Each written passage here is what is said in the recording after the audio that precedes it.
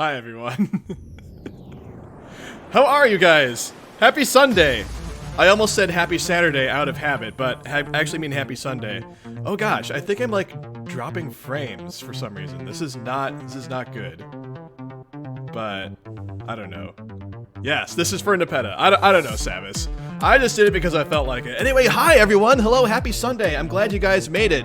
I know it's a little weird this weekend because normally I do this on Saturday, but as most of you probably already know, I moved this to Sunday this weekend because I went to the March for Our Lives in Chicago yesterday, so that's why I moved it. And it was a really good turnout. There were like lots of people there, and I marched for lives and stuff like that. So anyway, roll call or troll call, I guess. I don't know. Let me say hi to everyone who's here. Andrew, first time here.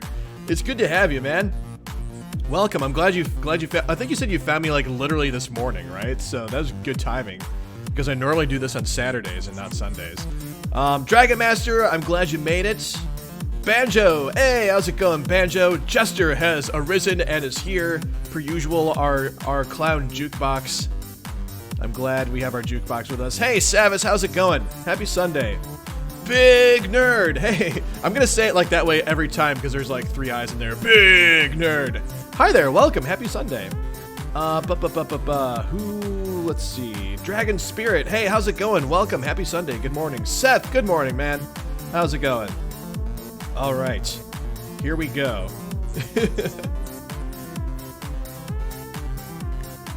Yes, 413 is coming soon. So, this is good.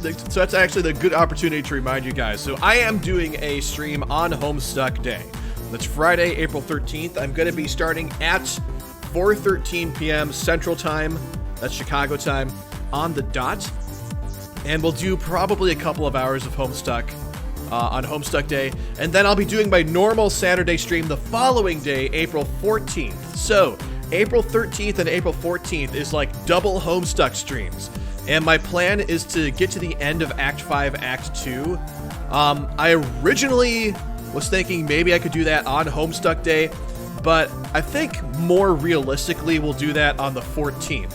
And I like that idea better because that's on a regular stream, so those of you who are like here all the time, you won't miss the end of Act 5, Act 2. Like, I think it's actually better if I do that at my regular time instead of doing it at like a special time when not everyone can necessarily be here, especially like our European friends. So April 13th and 14th, we'll just call that like one big, we've reached the end of Act 5, Act 2 celebration of Homestuck Day thing, if that makes any sense. I don't know. But anyway, yes. Think of it as like a 2-part like season finale or something like that. I don't know. Anyway, so that's the plan. The following weekend, after Homestuck Day weekend, I'm going to be out of town, so there won't be any Homestuck that weekend, but hopefully the fact that we'll have just done like a double Homestuck stream will tide you over. But anyway, that's further down the line. Point is, double Homestuck streams on Homestuck Day weekend. You're welcome. All right, let's do the thing here. Yo, Harp, how's it going? Hey, Dark Sonic, welcome both of you. Happy Sunday. Happy Sunday. Oh, hey, Bunkus Boy, I just saw you enter. Welcome, first time here. I'm glad you got caught up on all the YouTube VODs. So welcome. I'm glad you found us. Happy Sunday. I don't know what I would do, Jester. I would be astonished, actually. Yeah, I know that Act 5, Act 2 ends like shortly after page 6,000, and we're on like almost 5,400 right now. So, yo, Keyblade, happy Sunday. I'm great. How are you? Life is good. I hope all of you guys are having a good weekend because I'm having quite a good weekend myself. So, all right. Hey, good morning, Lauren. How's it going? Hello. How's your weekend, Lauren? Because mine's pretty good. All right. Okay, well, let's go ahead and jump into this. So last time, what happened last time? I was just rewatching last week's stream, I should know. So last time, Gamzee murdered Equius and murdered Nepeta, which made me really sad because, as you guys can tell from my beanie, Nepeta is like my favorite character. So I'm very sad about that. Yeah, Tavros is starting some sick fires right now. John is still looking for his dad. Vriska was feeling conflicted about killing Tavros because she's not supposed to feel conflicted about it, but she does feel conflicted about it, and she feels conflicted about feeling conflicted about it. Oh, good lord, I'm glad your weekend has been great, because mine has also been great. Let's see. So that happened, and now Dave is in a dream bubble talking to Aradia, and learning that dream bubbles are where people from the living can communicate with people from the not living. I mean, dead people. Stuff like that. And I don't think this is Alpha Dave. I think this is like... This is one of the doomed Daves, so... Yes. Anyway. That's where we are, I think, roughly. Anyway, we left off like... Yes, this is a dead Dave, yes. One of the dead Daves. Okay, so this is where we left off. We were kind of like in the middle of this little story thread here. I also have some notes of like some good stopping places. So I'm gonna try and get through. I'm gonna try and like get a little more caught up and like keep at a good pace, so that we can end Act 5, Act 2 during Homestuck Day weekend. So, all right, let's carry on with our. Actually, hold on. Let me go back to the previous panel just so we can kind of like get primed here. All right. Okay, so they were looking at what was Aradia's hive. Now they're back in Dave's room. Alright. It seems you have a hive guest, Dave. Oh, hell no. Is this who I think this is? Tavros has been looking forward to meeting you. Hey! First, okay, I think you're fantastic, which is to say, just an enviably cool guy who I admire. Let's put that compliment on the table where we can both see it. Holy shit. Looks like I found another point in time to bother you. When, I guess, you are more emotionally susceptible.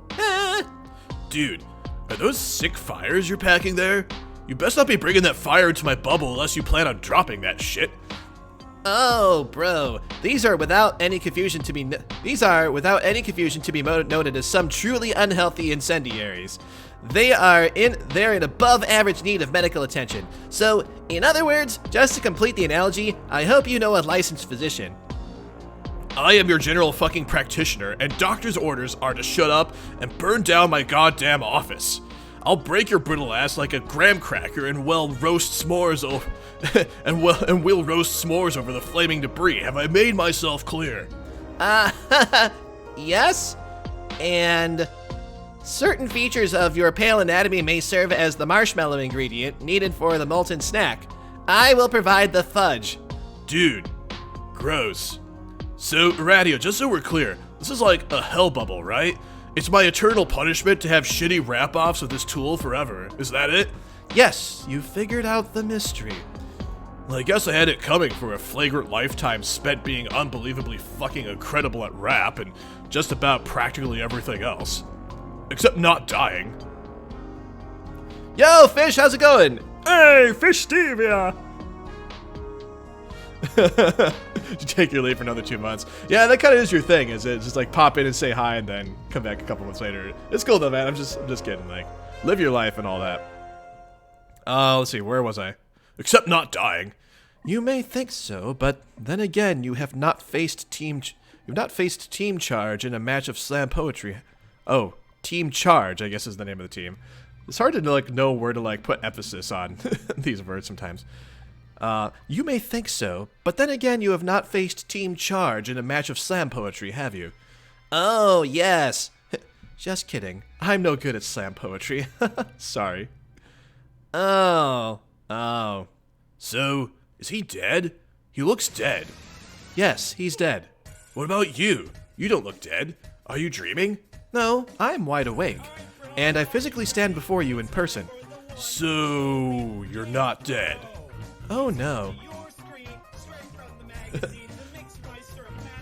Oh man, this tune. Yeah, let me bump up the volume just slightly. I feel like it could be a bit louder. Alright. Game Breward! Alright. Oh, hi, Aradia. So So, Dead Dave is dead, and Tavros is dead, and they're both in the dream bubble, but God tier Aradia is not asleep and not dead. So, can God tier people just, like, go to dream bubbles just because they're God tier? I am very much alive, and I intend to stay that way. Interesting. John, prepare to leave castle. It's game, bro! Way out of quarters, he's got your back. Oh, man. Lumi has given us some good tunes. Alright, John, prepare to leave castle. Alright, so John is still communicating with Vriska at this point. Oh, and Wayward Vagabond is kind of creeping in the background there. Alright, cool. Aradia is like the Homestuck Grim Reaper. That's like a great way of looking at it. She does kind of strike me that way. Alright. Okay then, I guess I will get going. Go where? To keep looking for my dad. Are you sure you don't have more important things to worry about? Are you saying that I am still not supposed to find him yet? John, please. I thought you were done getting the future spoon-fed to you like this. I have told you that you will find your dad eventually. That should be good enough. Don't you think it's time to start taking your responsibility more seriously? Well, yeah. But what responsibility do you mean? We just concluded that I am gonna go fight Jack, and there is a possibility I will fail. He could kill me easily for all I know, but it's something I have to try. And if I do fail, your plan will serve as backup. There's a lot riding on you, John, on both of us. Okay, so you're saying I should go get the tumor now instead of putting it off. I'm not telling you to do anything, just reminding you of what's at stake. Wait, I mean the tumor. Wait, I mean the tumor. Why don't we just call it what it is? A big fucking time bomb in the core of your battlefield. Yeah, which is what I was wondering about. How am I supposed to get it out? I guess go find a cave or something? Yes, you should probably go looking for a sanctioned entry point. Or you could just do what winners in a hurry do. What? Cheat! Is that even possible? It's practically always possible. I won't tell you how, but I will point out you could start making better use of your powers than facilitating noisy joyrides. Is that what Earth is like, by the way? A bunch of humans flying around in little wheeled pods constantly beeping at each other with their chauffeur familiars? No. Well, maybe some places, but most cars stay on the ground because science fiction hasn't happened yet. I love that as the explanation for... Oh, hey, loves, how's it going? I remember you. How you doing? Haven't seen you around in a while. Yo, Ignatus, hey, happy Sunday. Sorry, if people came in and said hi and I didn't say hi back, I promise I'm not ignoring you. I'm just, like, reading Homestuck. So, yay, the future is out. I love living in the future. Yo, Serendipity, hi. How's it going? Happy Sunday. Yo, Zai, how's it going? Hi, everyone. Okay. Oh, I do too remember you, love. I remember you came in on a previous stream. I forget which one, to be fair, but I do remember seeing you before. Okay, anyway. Science fiction hasn't happened yet. Anyway, I'm just saying it's time to do something useful and impressive with your powers. Deliberately, for a change. You are a god now, remember? Yes, but all I can do is make a lot of wind blow around. How is that going to help? Use your imagination.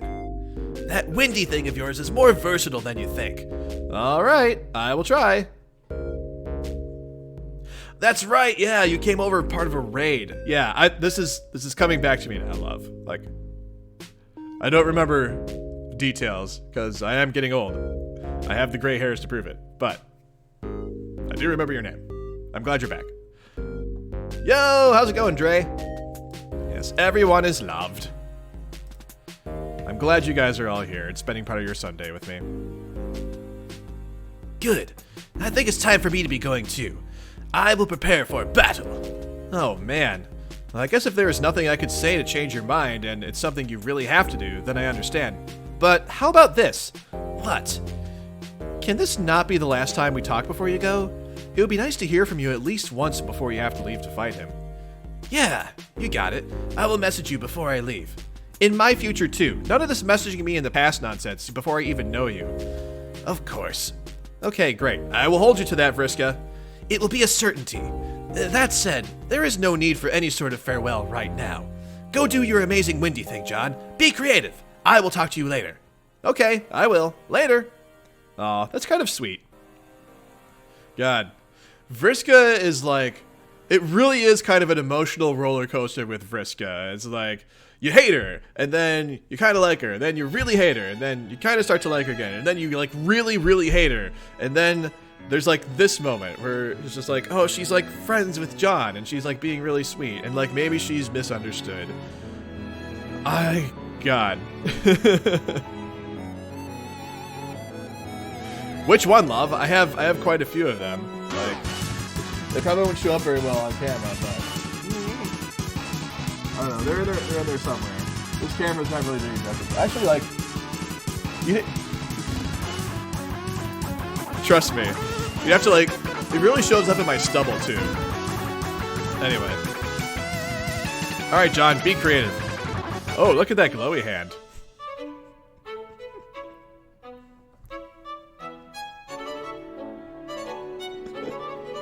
Listen, love, trust me. They are gray. It doesn't show up on camera, but there is gray there. I know what my hair looks like. All right, John's being creative. Yeah, this is like great music for this panel. All right, do the windy thing, John. Oh man, that's such an awesome pose. Holy cow, this is so cool. Alright, but what is John doing? He's making a giant tornado. Oh, he's like drilling into the ground with a tornado. It's a tornado drill. And not the kind of tornado drill where like you go out of your classroom and go into the basement and like put your hand over your head like this. That is fantastic. Battlefield, quake. The battlefield is quaking.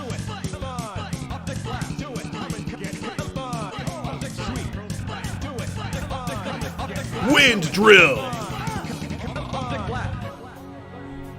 This is really cool. Oh no! John's dad is spilling wine on Rose's mom!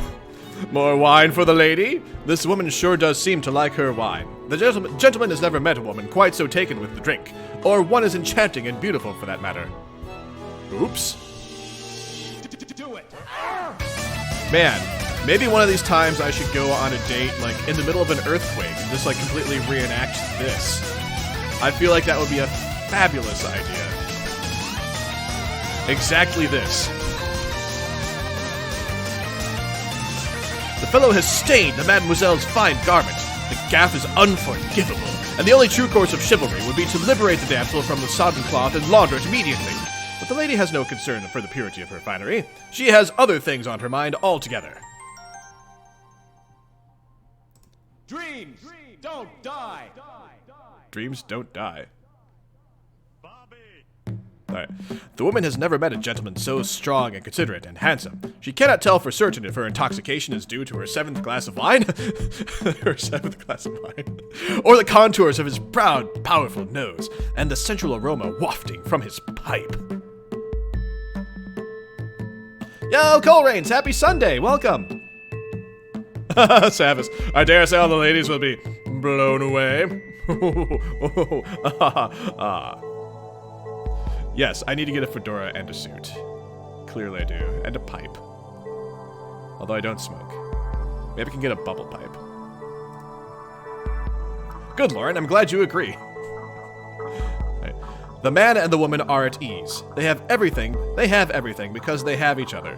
They know that together they can make it through anything, whether trouble brings a bit of spilled wine on a chic lab coat, or reduces the very castle beneath their feet to ruins. Oh my gosh. I'm sorry you're sick, Cole. I'm glad that hopefully I can give you a little bit of brightness into your day. Oh my gosh, is that Jack? Is this Jack's face?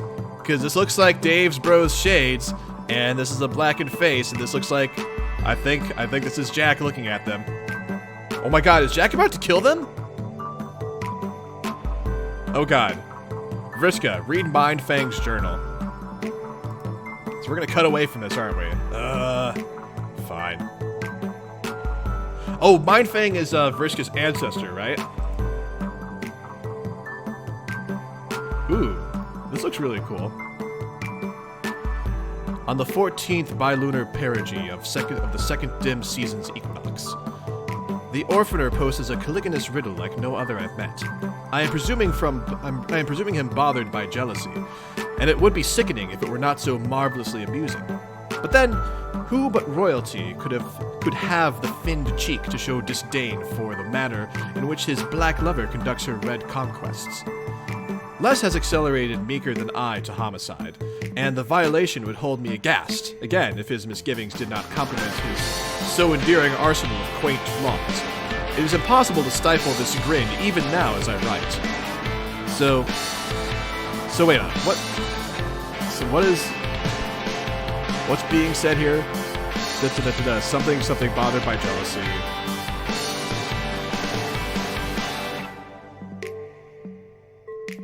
Oh, so basically she has, like, a black relationship with someone, and they're jealous about her red relationships, I think. Oh, sorry, let me turn down the music, guys. Thanks, sorry about that. Didn't mean for the music to be too loud there. Alright. Okay, let's see. He surely understands this as my maritime overlord, superior while thorough... See, he surely understands this as my maritime overlord.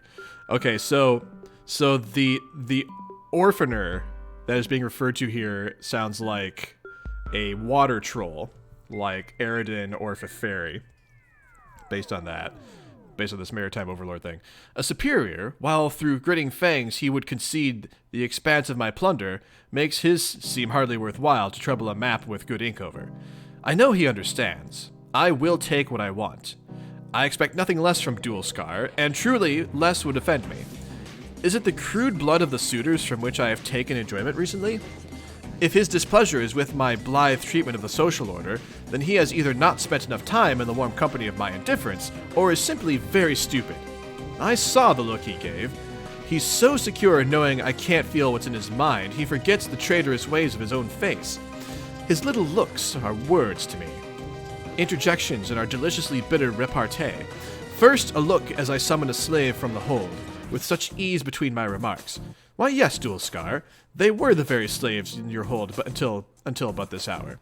Another ship deployed carelessly, languishing in strategic vulnerability. Is this not our routine, our dance? What is this look, my dear Kismesis? Is it shame, envy, contempt for what he knows will follow? So it also sounds like not only is her sea troll Kismesis jealous of her red relationships, but is also irked by the fact that she maybe is having red relationships with lower bloods, it sounds like. If I'm interpreting this correctly. Let's see. I nod her over. She is fearful, and it makes her prettier. He scoffs without a movement or sound. I know there is disgust feeding the shadows in his corner of my block. At least prick her in the light, he surely thinks. Determine what vulgar hue she bleeds before persisting with your abasement, Marquise. Do try to understand, Orphaner. Not knowing is the point, and if you truly understood this, your crusade against the gambling dance would not be among our grand high-blood's most uproarious punchlines. If only one truly needed to be so high to find it amusing. And so, not knowing, I take her will, but leave enough of it to enjoy her response. Her hands are in my service, but they still shake. They unfasten the first button at my jacket's waist, clumsily.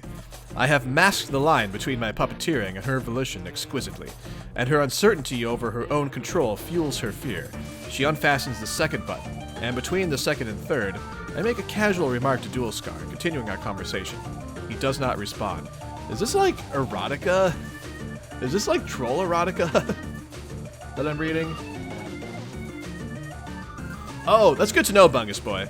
It's good to know. I'm just kind of like taking a stab at what's going on. Let's see.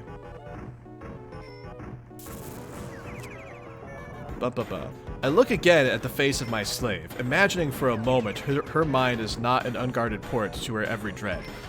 I imagine I cannot feel her conviction that it's not merely a matter of whether she will be put to the irons, but how hot they will be if she fails to please. Oh man, many irons in the fire. All of the irons, all of them. Poor thing. Her horns make attractive shapes and pair themselves pleasantly amidst her violent snarls of hair. Her fingers, which I have lost track of, to my surprise, have come between the petticoat and my skin. The heat of her touch tells me the likely range for the color of her blood. I wouldn't have guessed it to look at her, not with her sign stripped. Her mouth opens slightly, and I squint. Ah, razor sharp and none missing. Perfect. How disappointing it is to find quivering lips hiding dull teeth. I pause to consider. What will her fear become if I choose to show her mercy later? And even in days, kindness? Will this be the red dalliance that becomes fully flushed? Love demands my cunning just as my raids.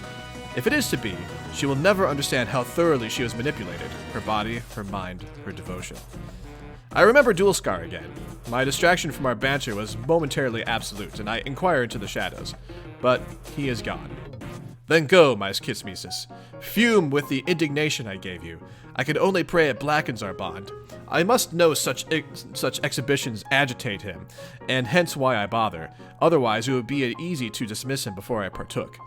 Let it be a gift of antagonization to you, my dear rival, on which you may brew a pitch for me anew. And if it is true envy, a vermilion yearning I can't abide, then though it pains me, it will be farewell. Alas, it may be that I am too good at spurring hate. Too good, at least for him. I only hope he is not so foolish as to tread a path of less torrid malice. For if he does... Oh, man. Yeah, this is a good tune, too. Man. Okay, so...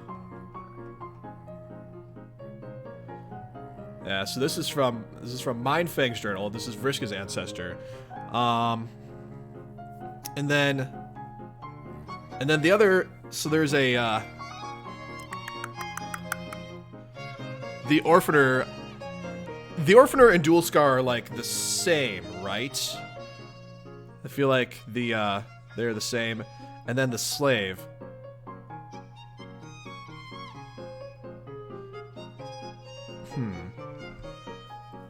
I'm wondering... So, I'm not sure whose ancestors they would be. I'll have to think about that for a while. I don't want to spend too much time, like, thinking about that at the moment. Because I want to also try to keep on good pace here. Oh, hi, hello, what's this? Ah, more in the journal. On the 16th. My suspicions have been confirmed. I am not grinning anymore, Dual Scar. Our orderly contention has dissolved right before my vision eightfold. It was once a handsome black, but now sits like a good strong tea sullied and cooled by unwelcome dairy. So I imagine Dual Scar is probably would be either like Feferi's ancestor or Eridan's ancestor, because Dual Scar is a water troll. So like those are the only two possibilities that make sense to me. As far as the others, like the slave, I mean, she kind of like treated Tavros as a slave, so maybe it's Tavros' ancestor. If the relationships are the same between the ancestors and like the trolls right now, I don't know. So, but yeah, if I had to guess, I'd probably say Eridan is the ancestor, because like the fairy's nature doesn't strike me as like. Actually, knowing the way Feferi is, if the ancestors are like their descendants, then Dual Scar doesn't seem very Feferi-like, so I'm guessing Eridan. Oh, is this Dual Scar? Oh, well, Dual Scar's holding a harpoon gun, and that's Eridan's weapon, so there you go. Okay, that's Dual Scar right there. Gotcha. Cool, well, okay, well then, that's totally Eridan's ancestor. Gotcha, alright. All troll ancestors share the same gender as their descendants? Ah, okay. So not Tavros. I was wondering about Aradia. If it was like Aradia's ancestor, because Vriska and Aradia have, like, a bitter history with each other. So, maybe that. Maybe we'll get more info, though. But now sits like a good strong tea, sullied and cooled by unwelcome dairy. Thus my heart was broken twice. I was fond of the slave. There was surely promise in her red investment. He had her assassinated. Oh, he had her assassinated. Ooh. Oh, hi, there's Eridan. Well, there's a clear connection there now. This is why I probably shouldn't spend too much time speculating on pages, because, like, Homestuck answers these things like 2 pages later sometimes. Okay. And so I am visited by a bit of bad luck for a change. It's not possible to evade it forever, I suppose. I will simply have to endure the misfortune of observing his base and artless measures of retaliation. Oh my gosh, so is this in present day? Are Vriska and Eridan about to, like, throw down? Oh my gosh. No way. He's applied his own resources to increase the bounty on my head. I wonder if he intends such a laughably ineffectual gesture as anything more than a formality, a symbol of his intent. If not, my smile. How it threatens to revisit, almost. I've broken laws, yes, but what has there been to pay for? If any act I've taken should demand a bounty, it was paid up front. I foot the bill myself with guile and supremacy. Honk! Oh my gosh. And Gamzee's in the background. Is Gamzee gonna join this? Is this gonna be like a 3-way fight? Honk! Oh my gosh! Gamzee is getting in here! Oh man. And that's Nepeta's blood on his club. Oh. Nepeta! Oh man. If only my hoard were as bottomless as his desire to disappoint me. He is set on cowardice, deferring to others to settle his score. Doesn't he remember what he's confided? It would be easy to give the evidence to her imperious condescension. Then he would be killed quickly for his unthinkable presumption. He's taken a great risk, harboring red ambitions for an empress who will never even know his name. Not that I'll sink to his tactics. Oh my gosh, harboring red ambitions for an empress who will never even know his name. Kind of like how Eridan harbored red feelings for Feferi, who is the heir to the troll throne. I'm just saying. Not that I'll sink to his tactics. But then, he feels safety in knowing this. My sources say he is en route. Holy crap, is this... So that looks very Gamzee-like, but I don't think that's actually Gamzee. That must be Gamzee's ancestor. On the 21st, I've learned that Dualskar has reported to the Grand High Blood all the intelligence he has on me and my fleet. It was information he'd guarded closely to protect our once mutually cherished rivalry. Oh, so is Gamzee's ancestor the Grand High Blood? Holy crap. Let's see. He couldn't let it fall into the wrong hands, lest another besiege me more effectively and cause me to wax for the usurper. Not that he'd raised that mast particularly high himself. The shortcomings I managed to overlook for the sake of a lover. I would have enjoyed witnessing the entertainment he prepared to please the High Blood. His sense of humor was dreadful. It would have been a true miracle if he survived the appointment. Funny, I always imagined a grander entry in my journal for your demise, Dualskar. But I should have realized you would die as you lived. A joke. One more humorous little sacrifice kindly given to the subjugulators, and one step closer to the release of the vast honk they prophesize. The vast honk? Is that like... That sounds similar to like the vast glub. I am overjoyed to understand now this was always your destiny.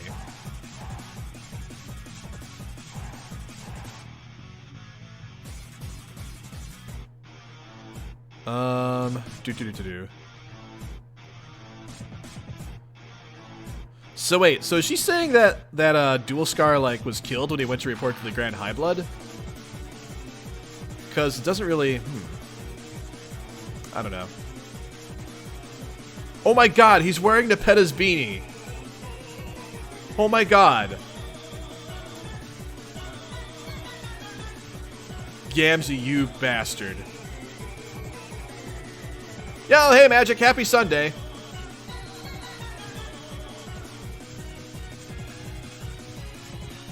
Oh my god.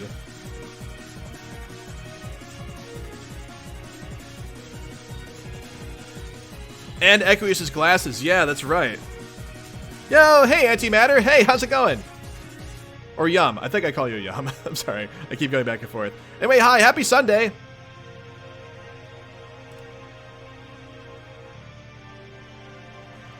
Oh my god, Terezi. Got a vampire bite. It's been nearly a week since Dual Scar's fitting end, and I'd all but forgotten the matter. It seems the subjugulators were not particularly inspired by his revelations about my affairs. Sources tell me their response was to commission one of the court's neophyte legislaturators to conduct the investigation and bring me to justice. Oh, man. So, that sounds like Terezi's ancestor, I'm sure. Also, I'm pretty sure that, our vampire friend, I'm pretty sure that's Kanaya. Because when I went back and rewatched the last stream, I noticed that some of Kanaya's blood was around the vampire bite on Feferi, so I'm guessing that Kanaya is our vampire. Also, like, Kanaya had disappeared, so. Oh yeah, that's totally Terezi's ancestor right there. Neophyte Red Glares reported to be quite talented. I find no reason to doubt this. Still, how can I be caused any unrest to learn their recourse is to send a lone, inexperienced bureaucrat to apprehend me?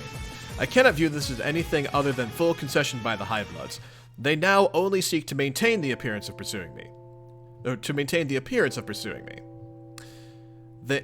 Maybe they find my exploits amusing? I couldn't possibly disagree. Those rare moments when my superiors show wisdom come perilously close to restoring my faith in the social order.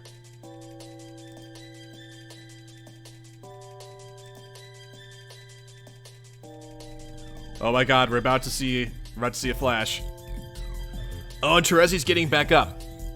As for Red Glare, it would surprise me if I ever heard her name again. If she finds me, then I welcome her challenge. But I am so confident she will play no relevant role in my future, I won't even bother peering into my oracle to satisfy my curiosity. That kind of arrogance is probably her downfall. Okay, alright. So here we go.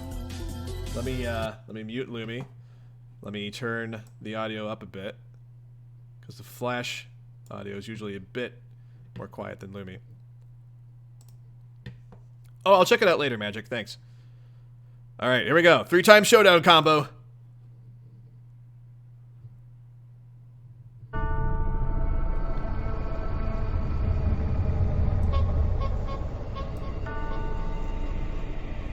Oh, man.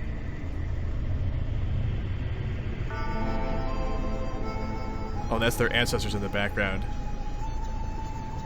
So that's the Grand High Blood. Fago Red Pop!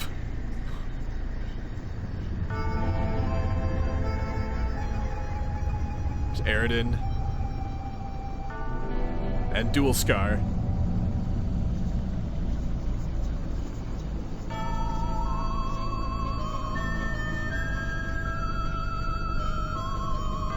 And there's Vriska. And Mindfang.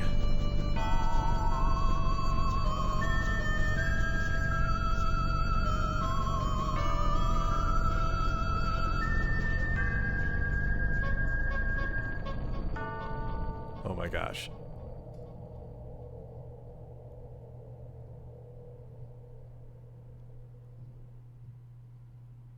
Oh wait, was that the whole thing?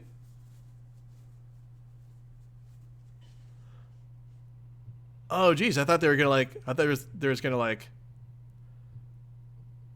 I think that was Kanaya at the end, Dre. Let's watch that one more time because that was pretty short. Also, just these are just awesome. Oh my gosh, Gamzee is just freaking creepy.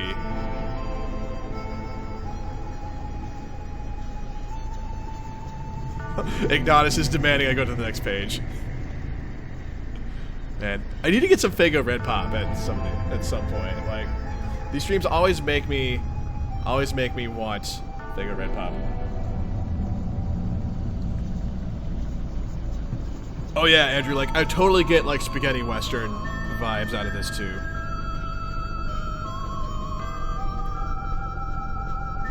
I feel like I had to rewatch this anyway, just to, like, keep up my tradition of watching The Flashes twice. Oh my gosh. Yes, that's totally Kanaya. Yeah! Oh, that's right, because Kanaya got impaled also. I mean, that's her symbol, obviously, but, like, and that's her blood. But also, like, she was impaled and she has, like, wrappings around, like, her midsection now. I just noticed that, too. Okay. The good, the bad, and the honking. I love it. Alright. Okay, let's put Lumi... Hang on, let me, turn... the audio down some more. I'm gonna put Lumi back on.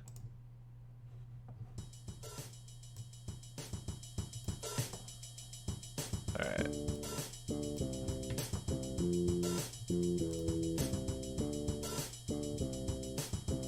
Holy crap.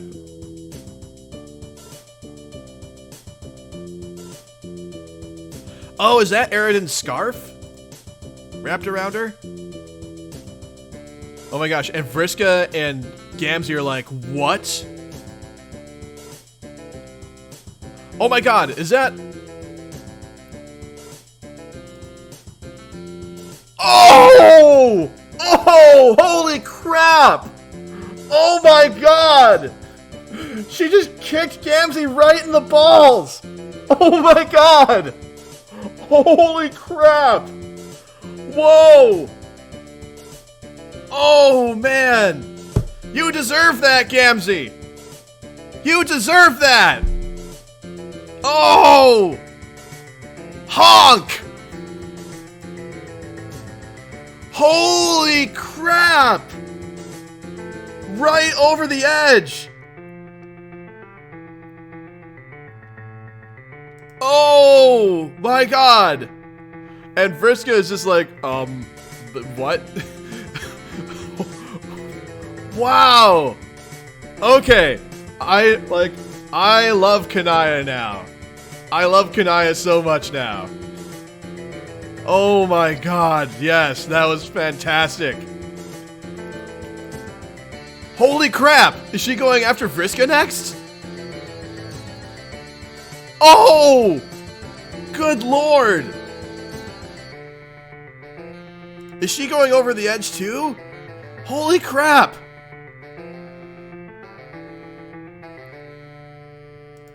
Doof. And she, oh my god, she just nabbed Eridan's wand. Nab. Is she gonna break it? She's just gonna like snap it in half? Debunk! Oh my god, that's the best sound effect. Debunk! Oh my god. Oh my god, Eridan is like, oh my god, she is like wigging out now. Look at his eyes. Look at the twitching. He's like,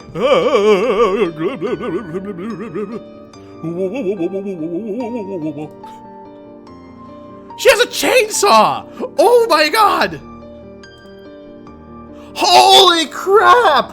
Oh my god! What? Oh my god! Whoa! No way! She just avenged her own death! Oh my god!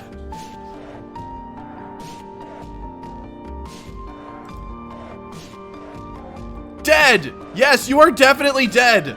There's no coming back from that one, Eridan. Holy sheesh. Good lord. Yeah, I know Dragon Spirit, but like, I keep forgetting that. So it's just like... Ah!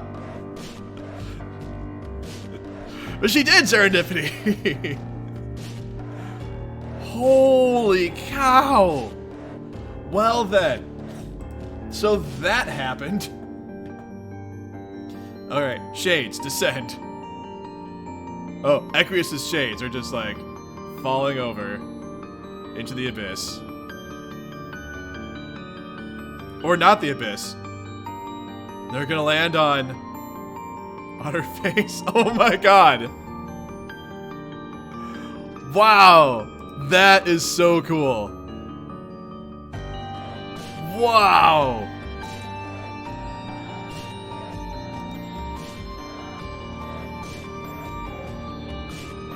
And now it went back into her lipstick thing, and now like her lipstick is covered in Eridan's blood. Wait, is it covered? Yeah, Eridan's blood. Is she gonna like put it on her lips? Is she gonna paint her lips with Eridan's blood? Yep. She did. She's doing it. Wow. Holy cow. Oh my god. Troll puberty is messed up. Troll puberty is really messed up. Oh my god. Wow. Holy crap. And she's licking her lips. Oh, Vriska's still there. Okay. Wait, what's that? So what's this thing? I'm not sure what this thing is. Right here. Oh, I see. It's an 8 heart. It's an 8-fold heart. Okay.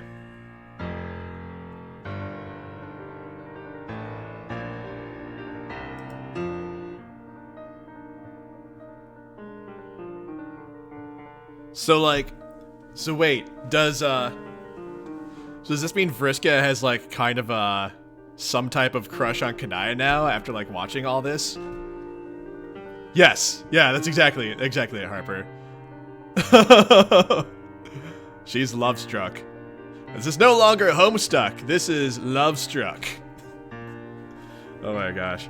Yeah, you know what though? I can definitely see that turning on Vriska though. Like, I think that fits. That totally fits.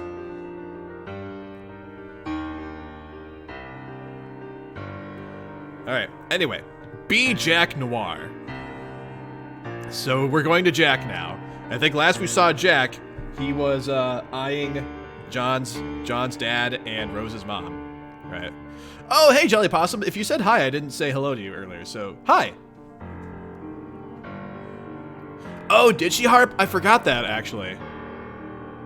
So, Oh, absolutely, Andrew. Like, Kanaya has, like, jumped up my list just from this scene. Like, holy cow. All right. No! You are now Jack Noir. You've just murdered an innocent family. What will you do? Oh, my God. Okay. Well, John's dad and Rose's mom are dead now. I guess that was implied that was about to happen, and we were kind of spared the details of... Oh, man. Jack, accessorize immediately. Oh, is he gonna like put on... Is he like gonna put on John's dad's hat and like Rose's mom's scarf or something? Yep. He's putting on John's dad's hat. You begin claiming trophies to celebrate your magnificent triumph over the defenseless loving couple. The man's hat suits you perfectly. It is plain and serviceable. Yes, that looks so good. The only way the look could possibly be improved is if it was blacker or bloodier. Oh man. So Jack is like killing all the human ancestors. Actually, all the human ancestors are dead now because Jade's grandpa was already dead. So now Dave's bro is dead. John's dad is dead. Rose's mom is dead. All the human ancestors are dead now. Good lord. Yeah, this is really inappropriate music for this right now. There's gotta be something better. Hang on. What's a good tune I should be playing right now? Like, I could, or I could just keep it like this, I guess. I don't know. Jack, take a prize from the lady. Oh my god. This beautiful scarf will look quite dramatic as you soar through the air, scouring the surface for new victims. It is finely crafted. Oh, right. No. Yeah, that's right. Nana was John's ancestor. That's right. Yeah, good point, Harp. Yeah, you're right about that. My bad. If you're watching this later on YouTube, my bad. Forgot that Nana is John's ancestor. But Nana's dead, though. So what I said actually is still true. All the ancestors are dead now. Yeah. Yeah, this would kind of like fall in with Hussy's sense of humor, right? To have this playing during this scene. Anyway, this beautiful scarf will look quite dramatic as you soar through the air, scouring the surface for new victims. It is finely crafted, and the fabric is wonderfully soft. Your powerful nose detects perfume. The odor is pleasant. Wait, this pipe is great too. It makes you look dignified and thoughtful. Yes, this will be your trophy as well. Because that's what Jack needs, is to look dignified and thoughtful.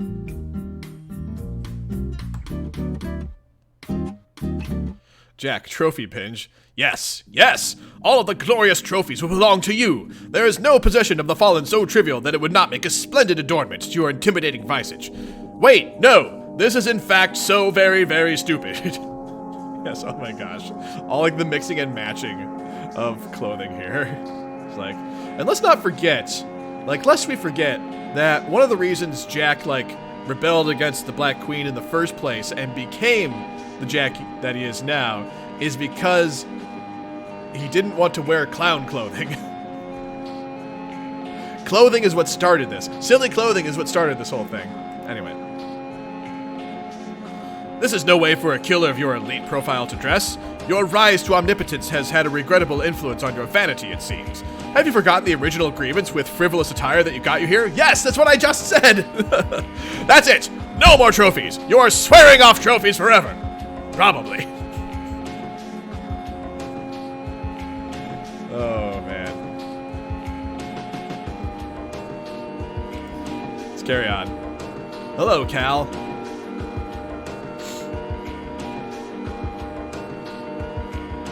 Okay, you will keep one trophy, but only one. You can never stay mad at Cal. He is a true friend, the only you have ever known. Oh my goodness. Wow, that's fantastic. God, you are so bored. Jack, sniff out new prey. Yeah, I guess Jack hasn't really had a challenge, has he? Wait a second, though. Wasn't Jack frozen in time by Aradia? Isn't that a thing that happened? Or is that, at a different point in time than what we're looking at now? Because I remember Aradia freezing Jack in time, somewhere. But...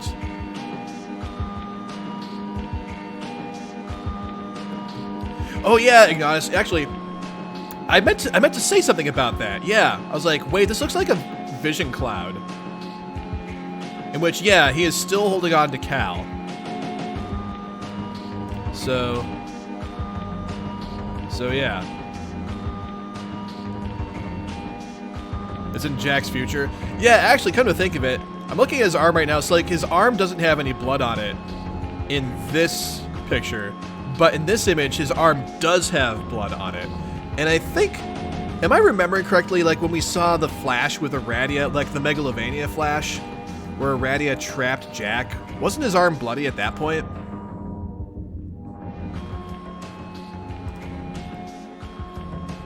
So that's future Jack, with the blood on the arm.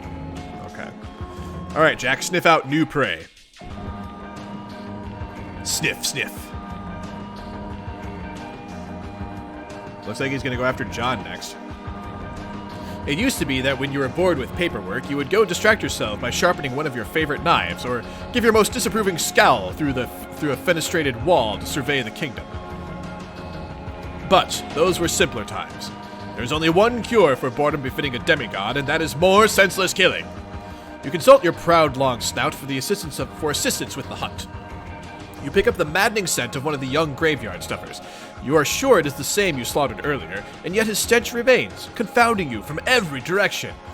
It is as if the breeze which carries it deliberately seeks to obfuscate the odor's origin. Your thoughts become more murderous with each blustery taunt. That is a great question, Drekon. I don't know whose blood it is. But Keyblade says we will find out by the end of this act. Very good. I mean, the blood is either... I'm guessing the blood is either one of the kids or Karkat's. It's someone's blood there. Alright, Jack, succumb to unfathomable bloodlust.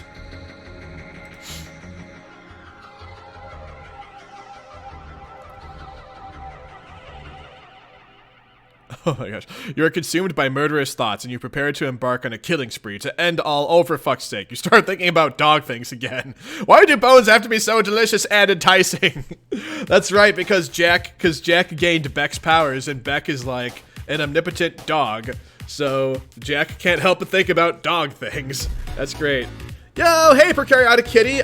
You missed the epic, three-way murder showdown that turned into Kanaya kicking Gamzee in the nuts and cutting Eridan in half with a chainsaw. Kanaya did awesome things. That's what you've missed. But, oh my gosh. Why do bones have to be so delicious and enticing? Jack, suppress thoughts of unfathomable sausages. This is great. You successfully suppress all thoughts of delicious little wrapped wieners and infuriating things like mail and its agents of delivery. But in the process, you awaken your deepest and darkest feelings of all. Feelings of loyalty? How completely despicable. But no, that is not quite all there is. Could it also be love?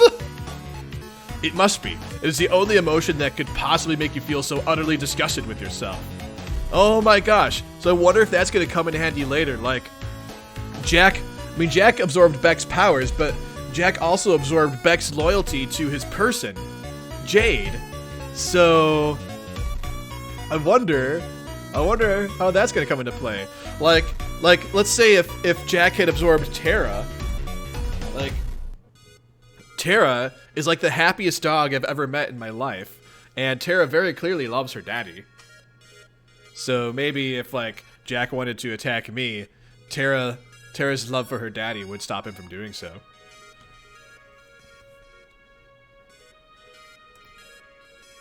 Anyway. And it is surely why you couldn't go through with it. Oh, man. So Jack had the opportunity to murder Jade, but then didn't because Beck. Because Beck's feelings for Jade precluded Jack from actually going through with killing Jade. Is she on her quest bed? Is this why Jade, like, doesn't go god tier? Because Jack couldn't bring himself to kill her? I mean, there are other ways she could die on her quest bed, but... Actually, this looks too comfortable to be a quest bed. It just looks quest bed-ish because of, like, the pillars design here.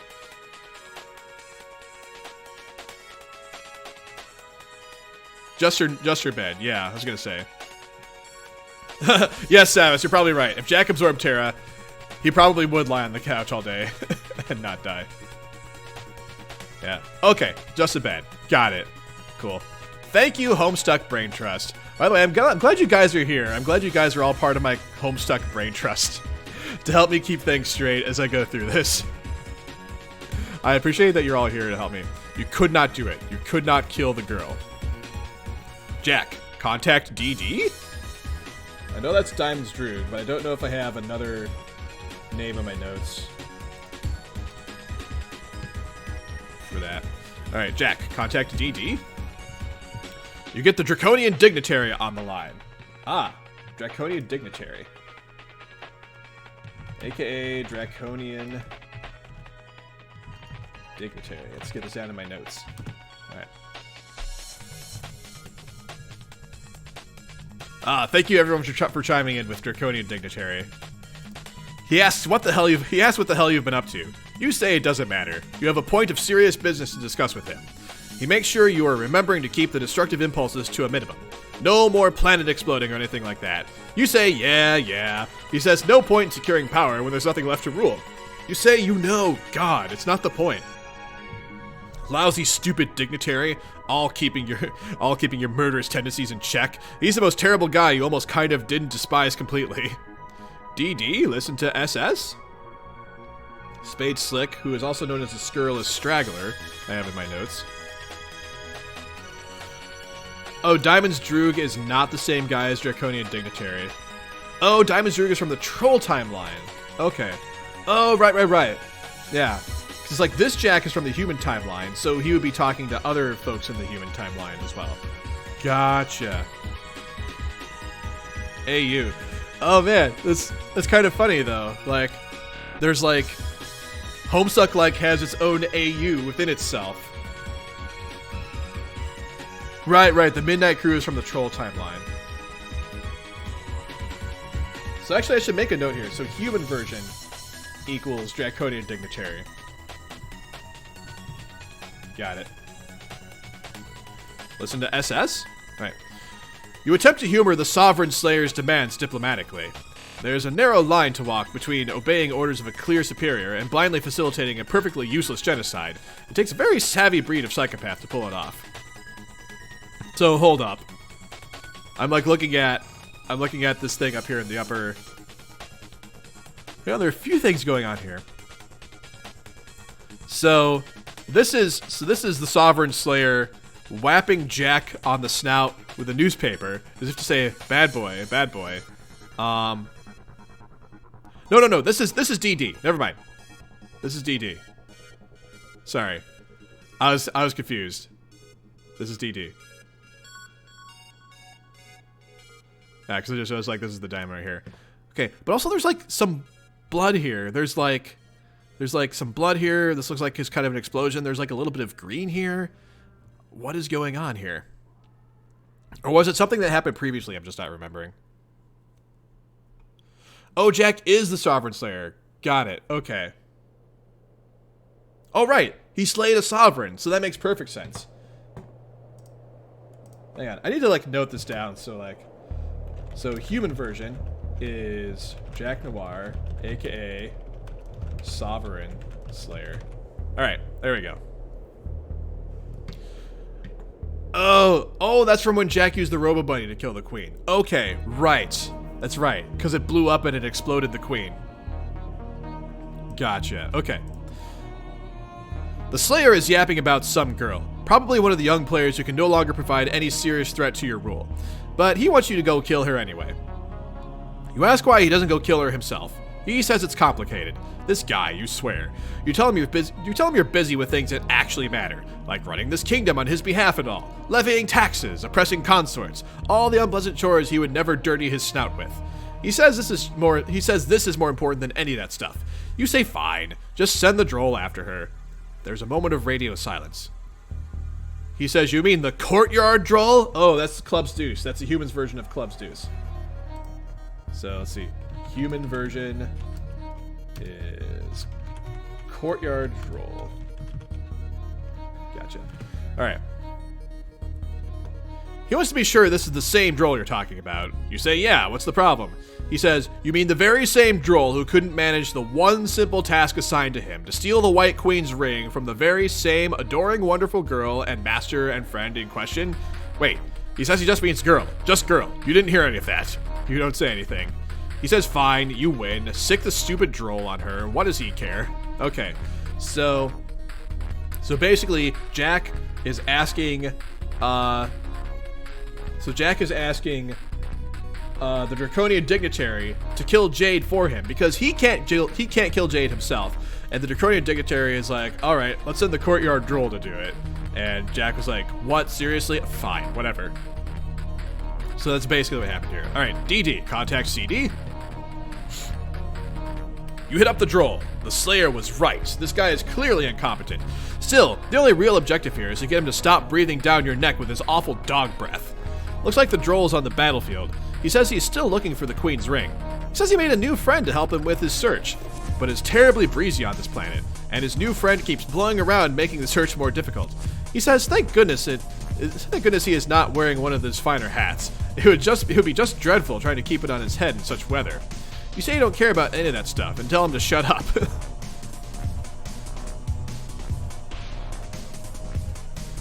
Oh, that's a good point, Banjo. Yeah, like, DD was kind of telling Jack to be like, look, don't murder everybody, or else there'll be nobody left to rule. And Jack was like, fine.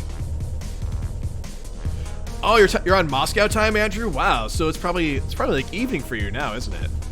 All right. Hold up one sec, guys. It is shortly after 11 o'clock my time, so we're at the top of the hour. Let's take a quick stretch break since we've been sitting for like the last hour. And I'm also going to go freshen up my coffee. And we're going to continue on with our second hour of Homestuck. So I'll be right back. Freshen your beverage too if you have one. Pet your dog if you have one, or cat, or whatever pet you have. Chinchilla? I don't know. But I'll be right back.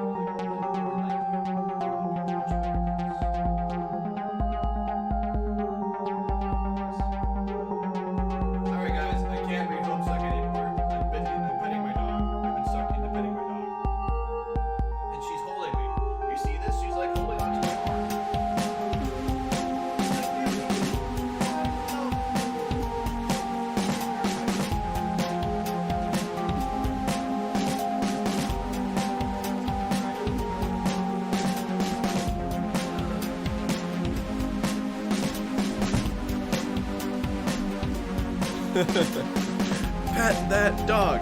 Pet that dog. Yo, Rolite! Hey, happy Sunday. Okay. Well, I have more coffee.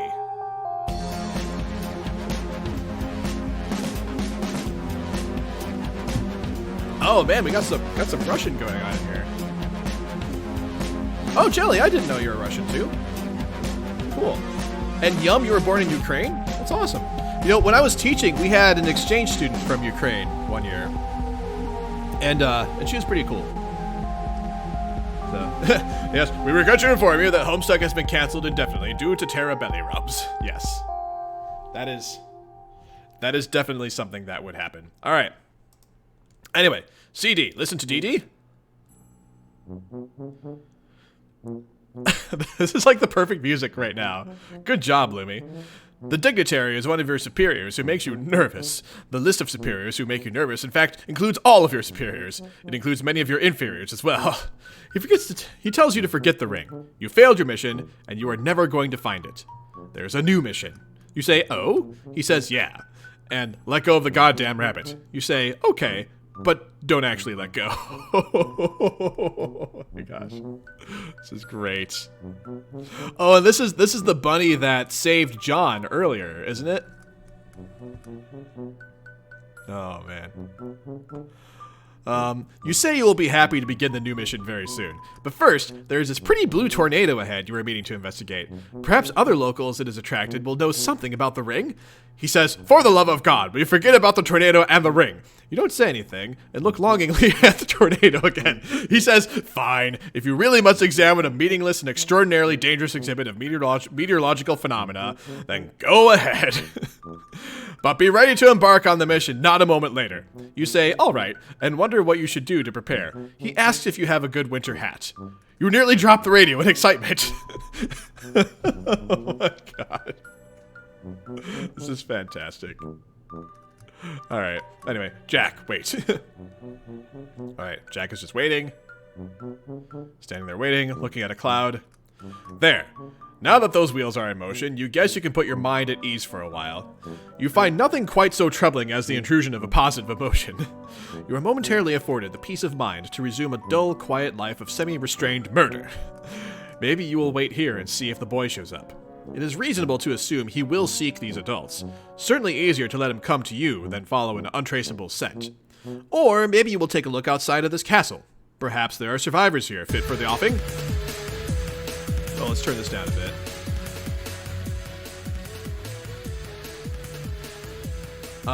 For the offing, you guess that could serve some amusement. You wonder if it will always be like this. What sort of future does a new god have to look forward to? Will this malaise follow you for eternity? Will you be perpetually tempted to destroy everything you see, knowing that in just a few moments of recklessness, you will be left with nothing else to destroy forever? What will eternity feel like when a single moment of boredom feels like an eternity unto itself? You wish you could consult the clouds for answers, but they never show you anything. The reckoning can't wipe this place out soon enough. Ooh, be future Jack Noir. Let's take a look here. Ah, there we go. I was asking about this earlier. Be future Jack Noir, and there's the blood on his arm. Okay, so that is definitely the distinguishing feature.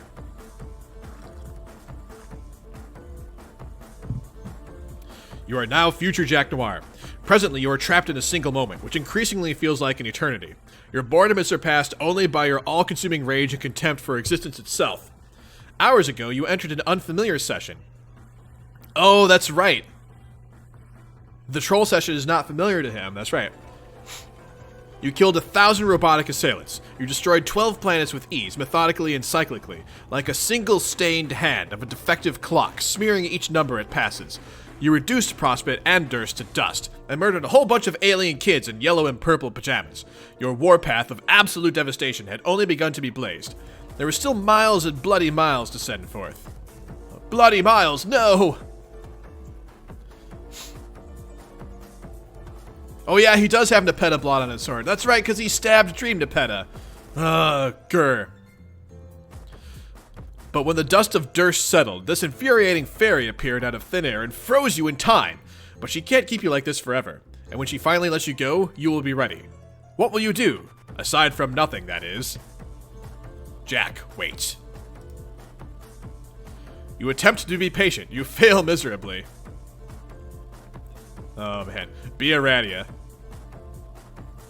You are now the Maid of Time, recently resurrected from the Crypt of Durst. Your name is Aradia Megiddo, and for the first time in your life, you feel truly alive. You have just incapacitated Jack Noir with a spell, but a demon so powerful requires your full concentration to subdue. He will break free any moment. You may release him and die now, or you may continue to hold him and die later. What will you do, aside from die, that is? There's no escaping the Red Miles. Aradia, release him. Oh, snap! She just dodged out of the way. Doop. Or maybe she, like, did some kind of time shenanigan because she's the Maid of Time. Oh, hey, weirdo! That one weirdo. Happy Sunday. Just noticed you were here.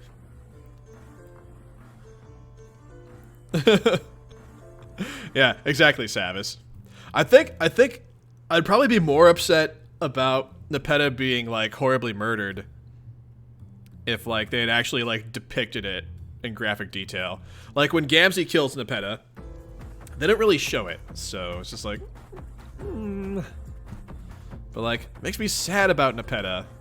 But also, like, death in Homestuck, like, works very weirdly. So I feel like we'll see Nepeta again at some point.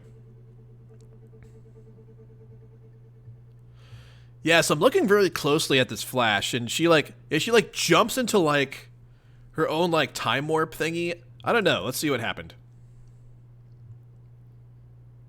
Hi, what's this? Is this the green sun? It looks like a green star, like, off in the distance. I think that is the green sun. You're done with dying. And now Gamzee Aradia is, like, at the green sun, apparently somehow.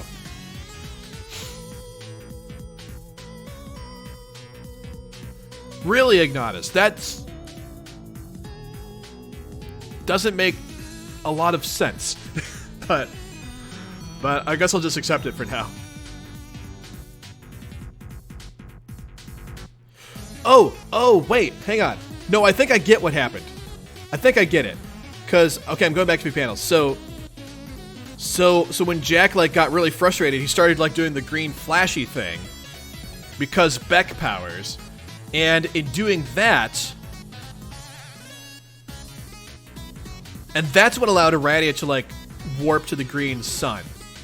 Right, because one of Beck's powers is, like, the ability to, like, warp things to places.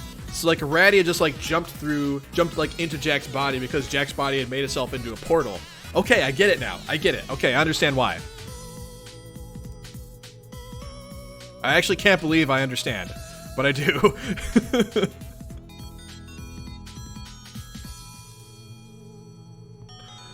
Okay.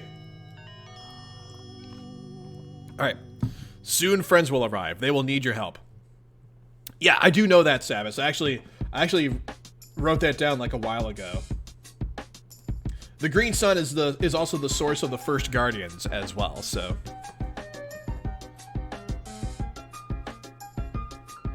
Oh, this is a good mix of this tune. Ba-da-ba-ba-da-ba-ba-ba. Anyway, I think I understand enough of what happened to have it make sense. Yeah, she's not staring directly into the sun. Yeah, don't float like directly in front of the green sun and stare at it. Okay, it looks like she's flying away now. Toward... Oh, a dream bubble it must be. Whose memory is this?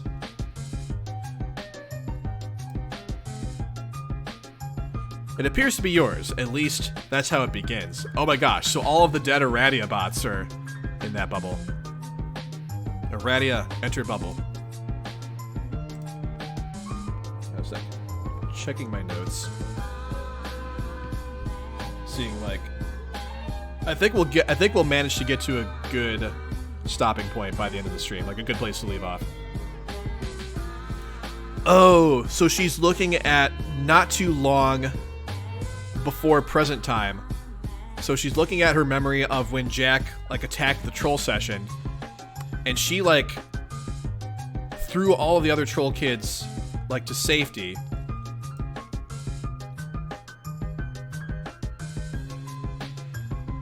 Leaving Jack with only the Aradia bots.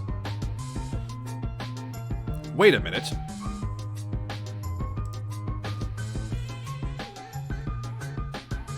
Cal!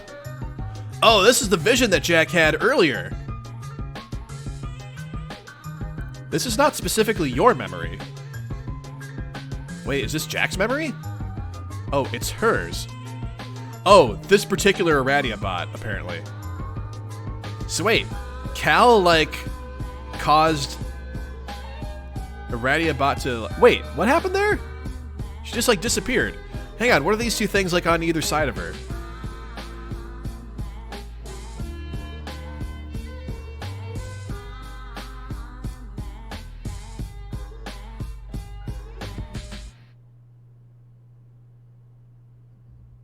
Time travel. Oh, those are her time machines. Okay. Oh, I see. So hold up. So Aradia bot got, like, transported through time into, like, one of the meteors.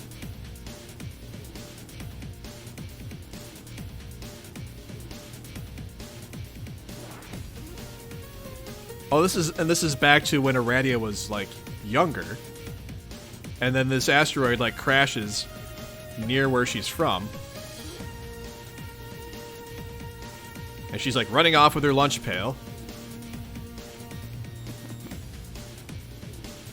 It's an Alternian suburbgate. Okay.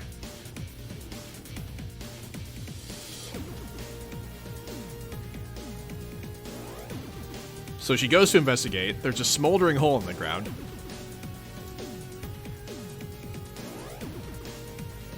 I love the punch-out sound effects in this tune, by the way. I just noticed that. So she... Wait, are those teeth? Are those stalactites or are those teeth?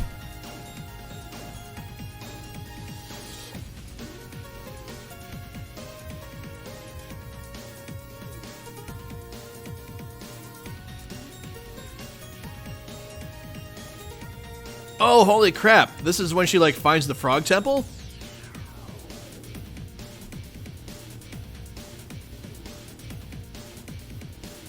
Huh.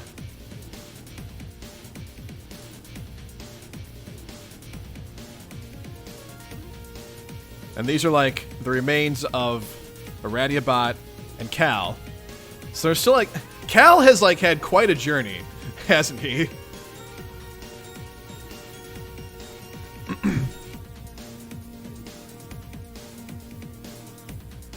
Okay. And young Aradia is looking at this like, hi, what is this? Wait, there's a wallet inside of Cal?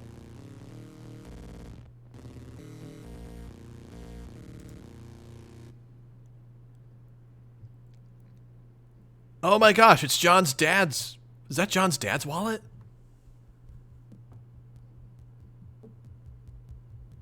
Hey, Sonic! How's it going? I'm beyond what you've seen? Oh, man. So spoilers from this point for you. This does look like John's dad's wallet. Oh my gosh. She puts the hat on herself. Hey! Aradia, report discovery. She looks so delighted. This is like... Oh, and God... Is God to your Aradia, like, whispering to her? What is going on? Okay, so this is clearly in the past. She's talking to Sullix. Sullix! Hey, what's up, eh? You'll never guess what I just found. Won't I? I doubt it. Was it the matching ruin site? Yes. How did you know? I don't know, just a weird feeling. I feel like we had this conversation before, and that's what it was about. Yeah, me too. What do you think it means? Probably nothing, but But now not only does it feel like we've had the conversation before, but it's going differently this time. So it's extra weird. Maybe your voices are involved? I don't know. Maybe. Oh, I'm glad you like it. I'm glad you like it, weirdo. Let's see. I don't know. Maybe. Maybe yours are too? I don't hear a goddamn thing. Do you? Wait. Yes. She's very quiet, though. I can't tell what she's saying. Oh, so she's referring to, like, the fact that God tier present-day Aradia is whispering to her. I think. Oh, well. Why don't we pretend there is no spooky paranormal phenomena going on just once and talk about what you wanted to talk about? Good idea. Okay. Do you remember what we talked about regarding Kanaya's ruins? Thorda, I asked you for help in understanding the glyphs. I guess.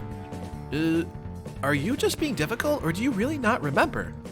I guess I don't find the whole mystery of the ruins as exciting as you, okay? Well, obviously, but I really appreciate the help anyway. Sure. How can I help then? Well, you said that you need another set of glyphs to make sense of them. Excuse me. You speculated that there might be another set of ruins. You even guessed they would be blue. It turns out you were right. Don't you think that's pretty cool? Oh yeah, I am awesome about that for sure.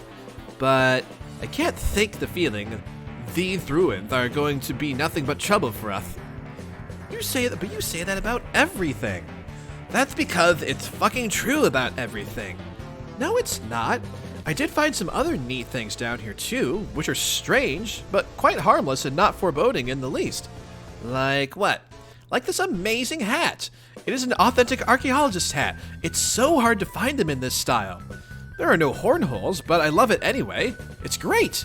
Pretty sweet, eh? Hey, didn't you also find some bits and pieces of your bizarre robot doppelganger? I wasn't going to tell you about that. Damn it, how did you know? I don't know. I just remembered some more shit about this discovery. God, sorry. This is stupid. Yeah, well, I guess this is the kind of shit you have to deal with when two psychics talk to each other about stuff. Yeah, I think I also have to keep in mind that this is like not really a time travel thing we're looking at, but this is like a memory that we're looking at. And this like dream bubble stuff kind of works a bit differently. Is my best way I can describe it.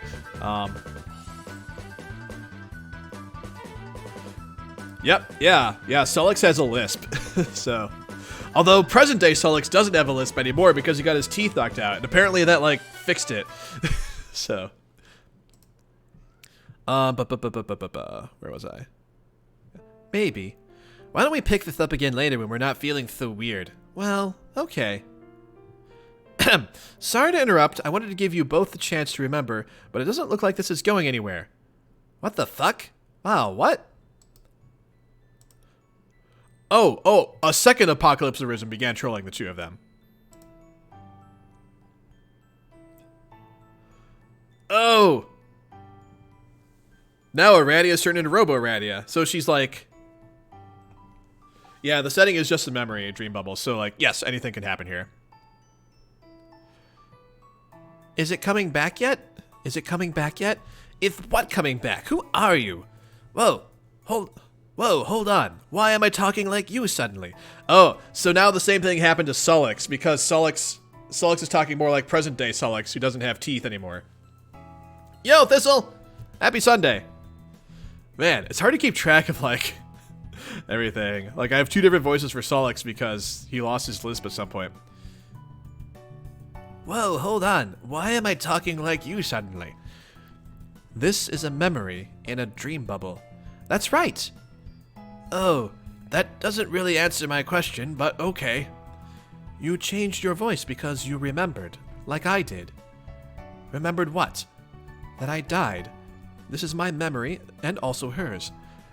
But I went on to become the robot whose remains are in this crater, whereas she did not. I don't actually know her story or how she got here, but for me this was kind of the end of the road. This is the afterlife. Well, shit. So I guess I'm dead too? Nope. No, he's just asleep. That's right, because he's been unconscious. All right, Keyblade, take care. Happy Sunday.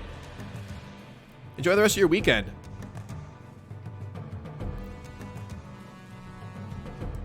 Yeah, Thistle, you do keep showing up during Dream Bubbles. That's right. You are just asleep. You are also blind. Holy shit, I can't see. Yes, that's what being blind means. Wow, awesome. Awesome. Way to be awesomely sympathetic to my terrible new problem, eh? Solix, will you shut up and stop being so tragic for once? You knew this was going to happen. Your prophecies of personal doom were practically all you ever talked about. I think you were looking forward to this, honestly. She's right. I can't believe this. It's almost as if I'm getting double-teamed. Damn, that didn't feel right at all. I think I might have to retire the whole bifurcation gimmick, puns and all. Actually, that is kind of a relief. Maybe you're right. Maybe I'm feeling better about this already. Great. You should be able to relax now that you've been released from the curse of your vision twofold, just like you said you'd be. You are now merely doomed. Like, you're just regular doomed now. Exactly, Samus, exactly. Oh goodness. Oh, yeah, what is Jade doing here, just like randomly? Why is Jade showing up here? And she's wearing like a totally different outfit. Oh no, I think we've seen this dress before. But yeah, I totally missed that. Thanks for pointing that out, Dragon Spirit. Why is Jade like kind of intruding on this panel? Maybe we'll find out. Oh, that's awesome. Being doomed isn't that bad. I spent most of my life that way, remember. At least you have the luxury of understanding. And the best part about being doomed is you only have to put up with it until you die. That's the spirit. Actually, I guess I don't have to keep talking like I'm doomed anymore, do I? Nope. This is so weird. What am I even listening to here? Oh, fuck, I cannot believe I just made that face. God damn it. Oh yeah, also, why the fuck are my teeth missing? I don't know? Okay, well, great. Glad we got to the fucking bottom of that mystery. Mystery.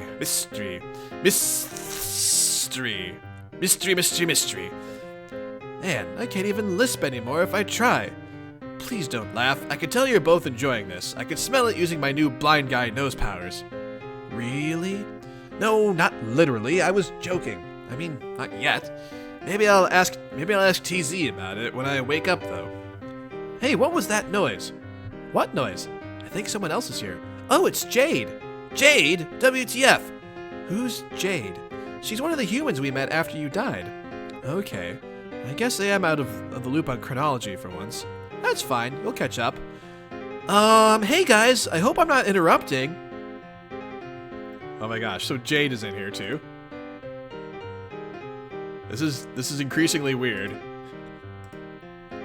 Like, why is Jade here? Alright, anyway. Well, yeah, you kind of were. Sort of a reunion of close departed friends going on here, but no big deal, I guess. Oh no! Oh, I can leave. No, don't. Solix, try to be polite. There's no reason at all for you to feel hostile toward them anymore. Jade is very nice, and she did nothing wrong. None of them did. So when you wake up, maybe you should try to reconcile with them. Or at the very least, just say hello. Did you? Did I what? Be nice to them or whatever before you exploded. Well, no, but I should have. I did with you before I left, didn't I? I guess so. Oh, this is awkward. Shush, you! What actually happened after I died sounds complicated. It is. I'll get you up to speed, I promise. But guys, come on, let's not scare away our guest. Okay, then, I'll shut up. I think one Aradia saying things is more than enough, probably. You could say that again. But I mean, don't say it again literally, because that's kind of the whole point, which could completely contradict— Oh my god, shut up! It's okay. I can take another nap later when you guys aren't busy. No, Jade, it's okay. Please stay. I'm curious about why you are here. Well, I have just been enjoying these little naps more and more lately. Each time I go to sleep, I meet more new people and learn so much. Because more people are dying, probably. Let's see. But I still can't get Carcat to take a nap. Boy, talk about a guy who is anti-nap. Yeah, what a douche. Seriously, he's the douchiest of crabby crabs ever douched a big douchey crab. Lol. But yeah, it's been fun. I should really thank Feferi again for setting it up so we can meet like this. Wait, F is here? Yep. Oh god, why didn't that occur to me? Where is she? Probably in another bubble? But you'll find her. Maybe during your next nap. Well shit, why can't I just go glub around out there in the ring and find her now? I mean, aside from the fact that I'm blind and completely useless. Navigating between bubbles is difficult here. It's better to drift between them naturally as they intersect. Not spatially, but through common points in memory. To navigate the furthest ring, you need to have mastered the flow of time. That is why I am here. I am alive again, so I may assist the dead in this way. Huh. Jade, tell me, have you seen me here before? I mean, me dressed like I am now wearing my godhood.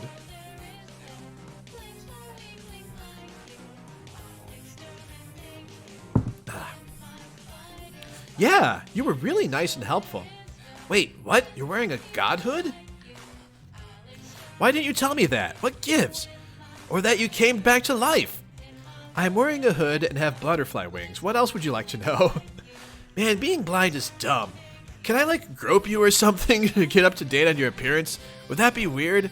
Yes, Solix, that would probably be pretty weird. I think your outfit looks so cute. I love your wings, too. Thank you. Your outfit is quite spiffy, too. I like that skirt a lot, especially. Is that a skirt? I am not sure. / rolling my eyes. Is what I would be doing if that were possible. Shh. Hey, come on, you were making a point. Yes, okay. You see those encounters you had with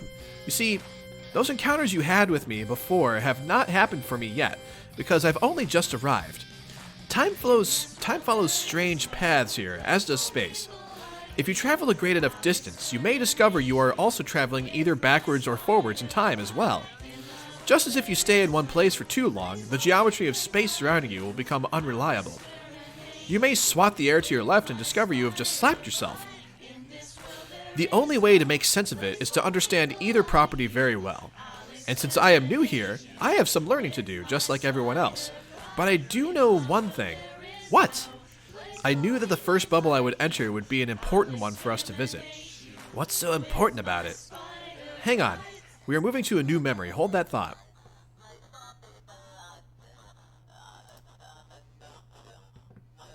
Right. Ooh, a new memory. Ooh, lunchbox. It is important because it will help us begin to understand why we are all here. What do you mean, why we are all here? You mean in the afterlife? That's easy. Because she's asleep, she's dead, you're alive, and I'm blind. Couldn't be simpler. No, not why we are all in this bubble now, but why we all exist in the first place, and why we all went on this adventure together. Oh, that. I guess that is kind of a big question, isn't it? There is much to understand, and I believe it all begins with one sequence of events. Watching will help those who have passed to understand the purpose of their sacrifice, and those still living to understand what must be done to complete the journey still ahead. We will let the memories lead the way. Are you guys ready? I'm ready. Whoa, they all disappeared. I am ready. Okay, let's allow the next memory to take shape. I believe it is Kanaya's. I will reprise my role in the conversation I had with her shortly after I discover the ruins. Everybody hide. Try not to spoil it for her until she remembers.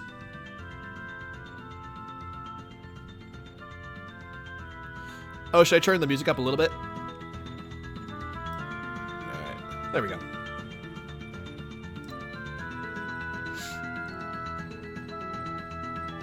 And there's Kanaya.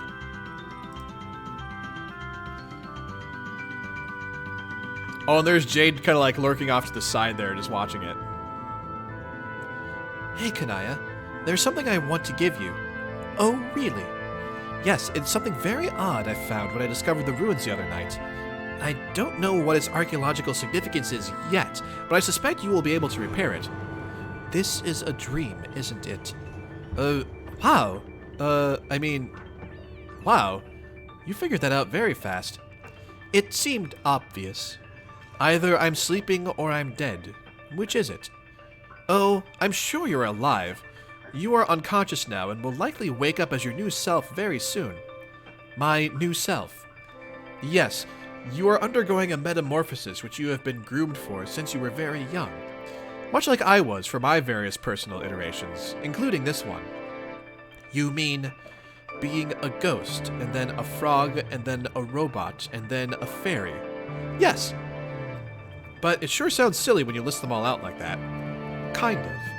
What do you mean we have been groomed? Well, that is what we are about to find out. If you will oblige us by continuing with this memory. Okay. What do I do? Why don't we go through this conversation again to the best of our recollection? But I guess rather than acting it out, we can just talk about it, the old-fashioned way.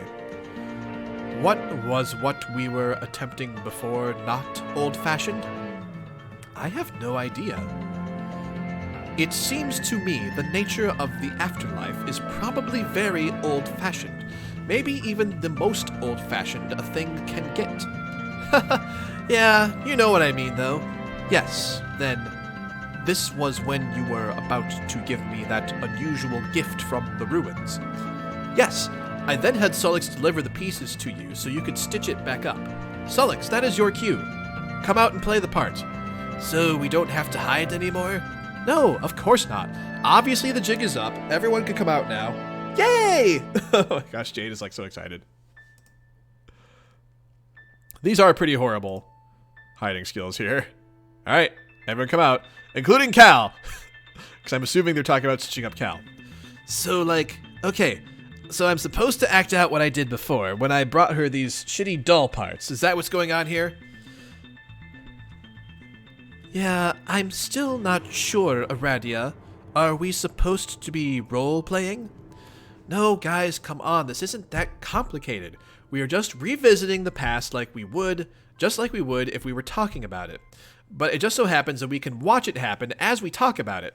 And as a matter of fact, the story does involve a role-playing game, but not in that way. This is kind of stupid. You're stupid and you sound stupid. Hopey this, I both so stupid. Why the fuck is my mouth full of all the teeth suddenly? I don't know, but you may be waking up soon. Oh, okay, great. So, I will miss the rest of the cool story, okay. Maybe not if we hurry this along. Wait, before we do, hi Kanaya, it's nice to meet you. Hi, Jade.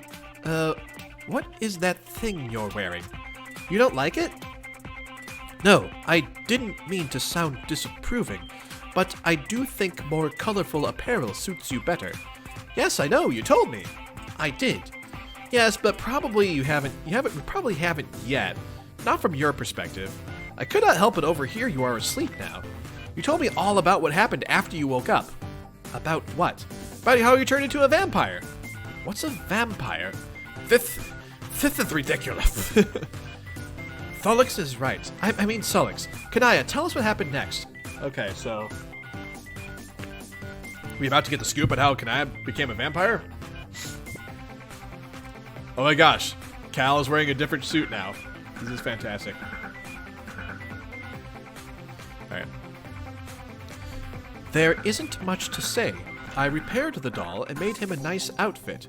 With a far more becoming palette. Oh, I just noticed that Sullix disappeared, so I guess Sullix wakes up during this part.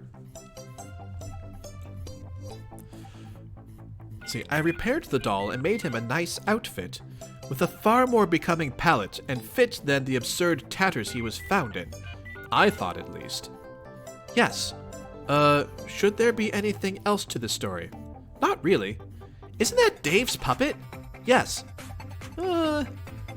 Sith. I guess I'm out of here. Alpha here. Bye, Sullix. See you later, everybody. Bye. Anyway, that is all I can remember. I quickly began to find the doll unnerving, so I put him away. Oh yeah, Tavros is here! Yeah, Tavros is here in the bottom corner. Oh, I totally missed Tavros. Okay, so Tavros is showing up now.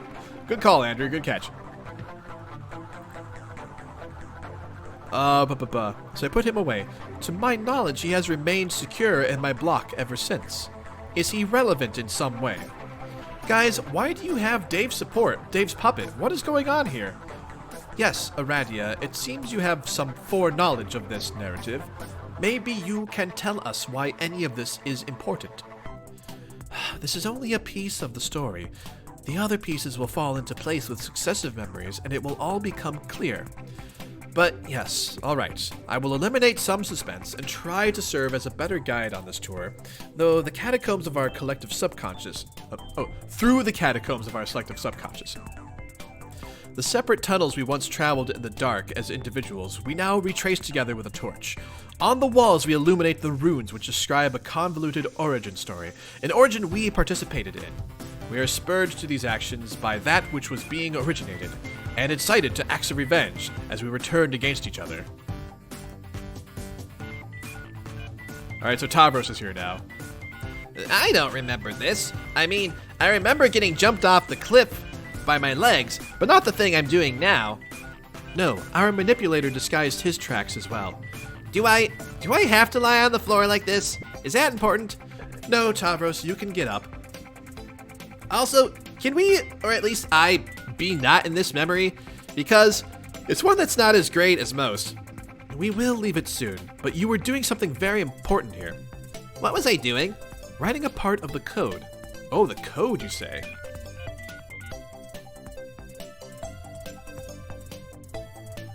So wait, what's going on here? So we got like T, C, C, C, T, K, K, T, C. So this looks like similar to the DNA scrawlings that Rose like saw on her wall like long ago. Tick, tick, tick, tick, tick. Pupa pan. Like so much ticking. Also, what is this liquid? I'm not sure I'm clear what this liquid is, but let's look at the Pester log. An incomplete fragment consisting of 4 symbols, comprising the first word of a binary refrain, a pair of sounds emerging from the belly of a fabled tyrant's menace. But you authored only one sound of the pair. So there's another sound supposed to go with it. Tick. Well, probably talk, I imagine. Tick tock. All right, Lauren, you have a good Sunday too. Talk to you later. All right. I would write the other. Oh, Aradia writes the other one. Yep, talk. There it is. So this is in Aradia's place. She has written variations of talk all over the place. But why tick-tock, though? In the soot of my ruined hive, I scrawled my part of the code, completing the phrase of legend. The persisting sound said to accompany the ultimate demise of the tyrant, less an arm and an eye. But even these 8 characters, the scrawlings of the charge, were still but half the code. Oh, so wait, do the kids have the other half? Nice, Jen. Jester, nice. That's awesome.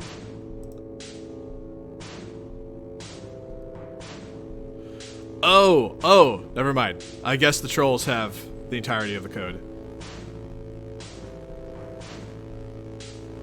So, is this pronounced break?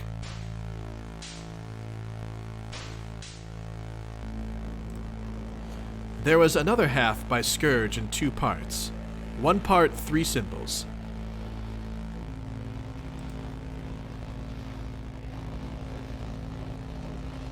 Tick-tock break heads.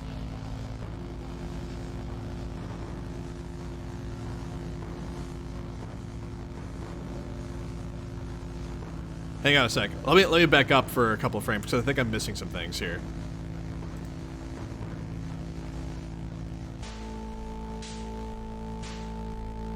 Let me back up a little more. Okay.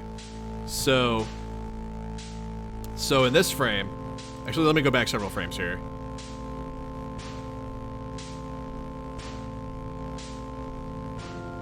Okay. So Tavros is clearly dead because his eyes are white. And here God Tier Aradia changes into Robo Aradia.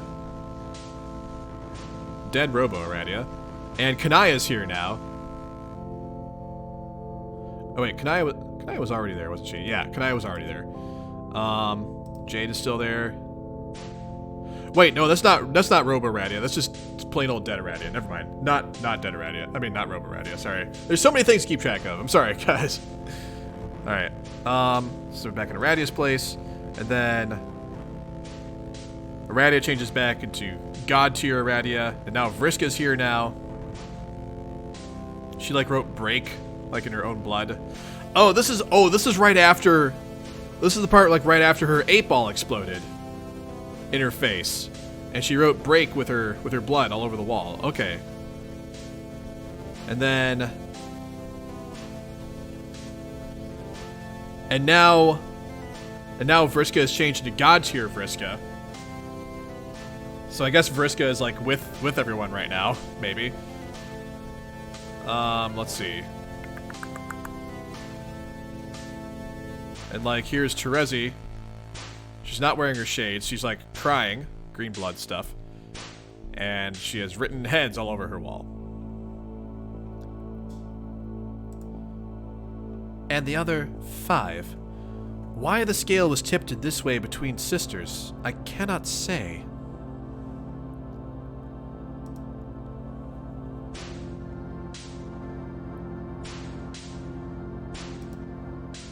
Each fragment would be transcribed in our rulebooks, sealing the collaboration between Rust Bloods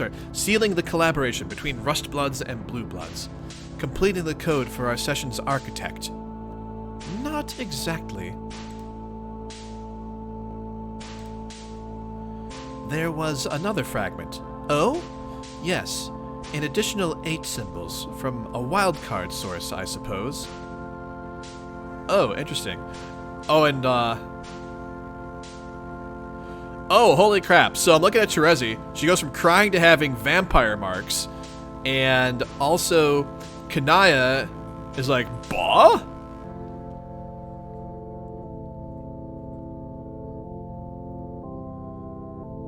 So Kanaya goes like, what? Oh my gosh. So this must be like Gamzee's place. Honk. Honk! So 2 different honks. It came from a timeline not meant to happen. The one I came from to ensure it wouldn't, thus sealing my fate. So wait, so is Gamzee like not supposed to be going insane? Oh man.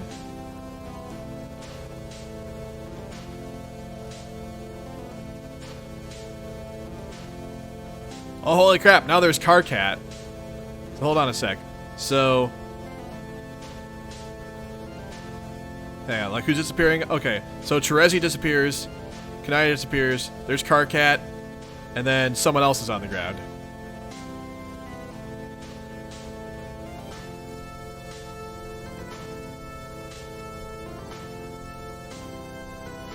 I believed the fragment was gibberish from a lunatic after completing his rampage through our session. Since it was not part of the scripted chronology, I was oblivious until it was too late to stop it. Not that it would matter if I did the timeline. Not that it would matter if I did. The timeline had already gone astray. I pieced together what had happened by sleuthing the various scenes.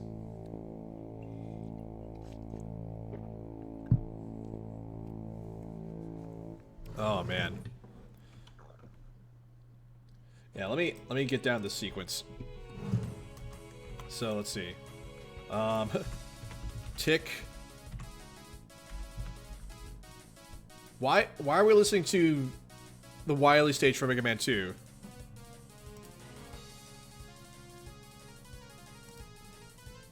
What in the world is this? What is this tune? I don't understand. Alright. So let's see. Break. Heads. Honk. Honk! Okay. I've written that down. Alright. So what did you piece together, Aradia? Wait, what just happened here? Okay, Jade and Vriska disappear now. There's like this book covered in like all of the blood, all of it. And discovered the text which the code was recorded in. I decided to return to the Alpha timeline with the text, as evidence for his madness, I guess. In the Alpha timeline, this text was destroyed in an explosion caused by a computer virus. This explosion did not take place on my timeline. I identified this event as the difference prompting the offshoot, and returned to our planet via the Reckoning, just as I did at the end of my life, though that time deliberately, to influence events quietly to make sure it happened, and later joined the rest of our doomed selves to help defeat the king. The others surely had similar responsibilities along the way. It was Mega Man 2 Wily Stage 1. What was that tune?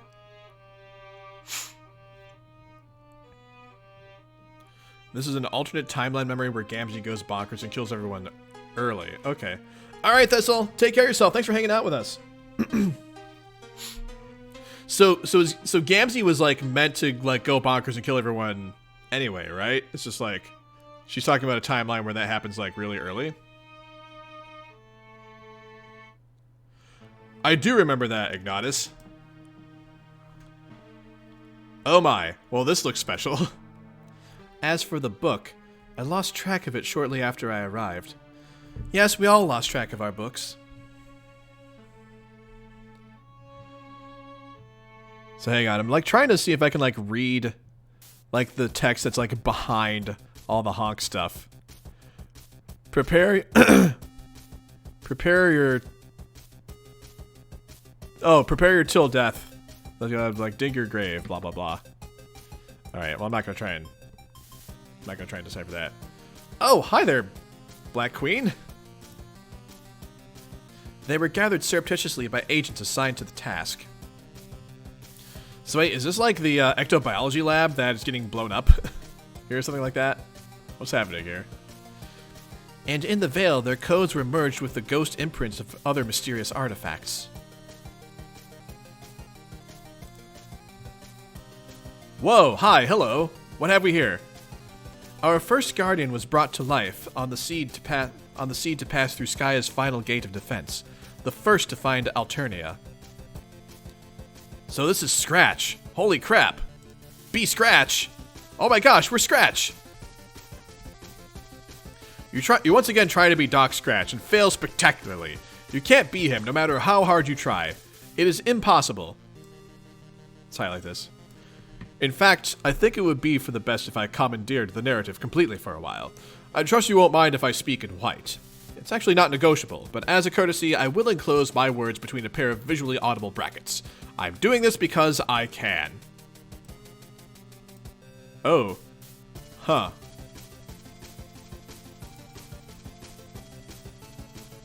Hello, Doc Scratch. What do you have to say? I'm also doing it because I'm expecting a guest to arrive shortly. This should enable me to show the man the sort of hospitality he deserves, while doing the same for you. My apartment doesn't have a doorbell. Why would an omniscient fellow need to be alerted to the presence of a visitor? I know he will be right on time, which is to say, early. And if I did have a doorbell, you would just have witnessed it ring. He is already here. Doc Scratch is the narrator. God help us all. We actually have a few minutes left. According to the notes I was given, yeah, in a few pages will be a good stopping point, so we will get to that point. And then we will, leave things off for next time. My door is not fitted with a peephole either. Those without eyes or without limits to their knowledge have no need for peeping, and I am without either. I have never once peeped at or through something, and I doubt I ever will. Apertures built into physical surfaces to reveal what's hidden behind them are for those with particular handicaps. They are for those lacking advanced vision to render the opaque permeable to light, or those lacking advanced knowledge to render the concealed information irrelevant, or both. They are for people who I call suckers. I know the identity of anyone who stands behind this door, even in those cases where I have not extended an invitation to the visitor personally. Pardon me while I let Jack inside. Jack is visiting? This is a very different looking Jack than what we've seen before. Did you not believe it would be Jack? Who else would it be? Someone who would have suspected anyone else as a person, someone who would have suspected anyone else as a person I would also describe as a sucker. Ha ha, hee hee, hoo hoo. Hello, Slick, won't you please Clock! Oh, for heaven's sake. How could he have not have seen that coming, though? Aren't you supposed to be omnipotent, Doc Scratch? Okay, so this is Spade Slick. So this is the Troll Jack. Basically. It's Spade Slick.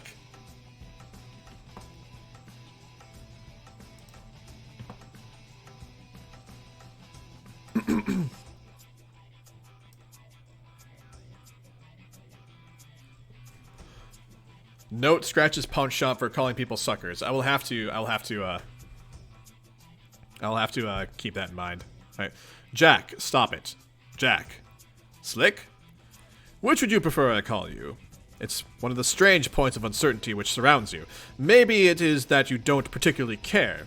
Your flair is for the plain and serviceable, isn't it? Not much of your vanity is tied up in a name, I'd guess. Not going to tell me? Fine. I won't tell you my name either. Well, I might. If you would just show some manners and stop hitting me with that ridiculous horse hitcher. I won't crack. Excuse me. I won't crack no matter how senseless the drubbing. If only it were that simple. You're not going to stop, are you? It'll be very difficult to discuss our points of mutual interest like this. I was prepared to go about it in a civilized way, even though I knew very well I would spend the first several minutes of our meeting sitting on the floor while being flogged. I have even prepared a bowl of candy for you, which I know you will enjoy. Courtesy is important, Jack. Do you have anything at all to say? Any form of communication you care to attempt beyond the sound iron makes against my head repeatedly? No, of course not. What's that? I see. You think you already know my name. You do not know my real name, Jack, just as none of your adversaries on this planet know yours. You only know my nickname. It's a good nickname, too, befitting of the passive gunslinger charged with initiating the break. I am my master's weapon, his soldier in a war of one bullet fired. But when that bullet clears the barrel, it won't be my finger on the trigger.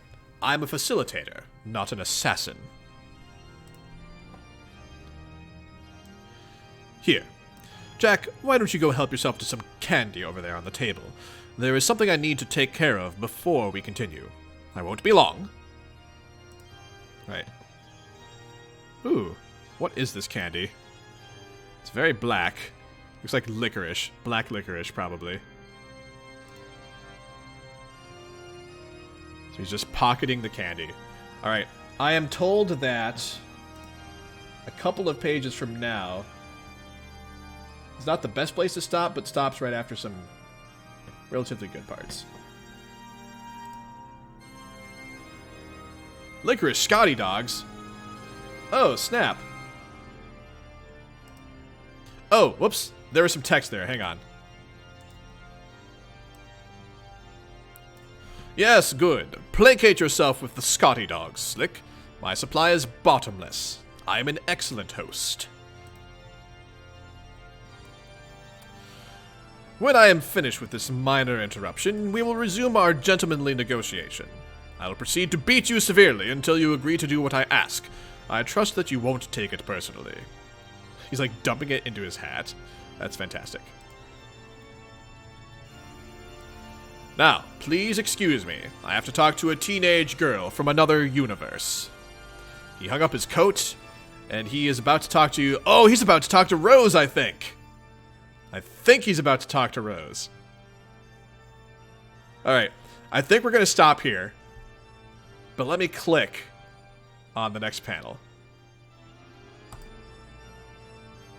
Yep. So we're going to get Rose next time. Oh, man. Okay.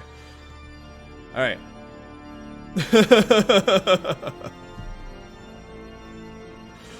No. Nope, I'm going to stop here. I'm going to stop here, and this is where we're going to pick up next time.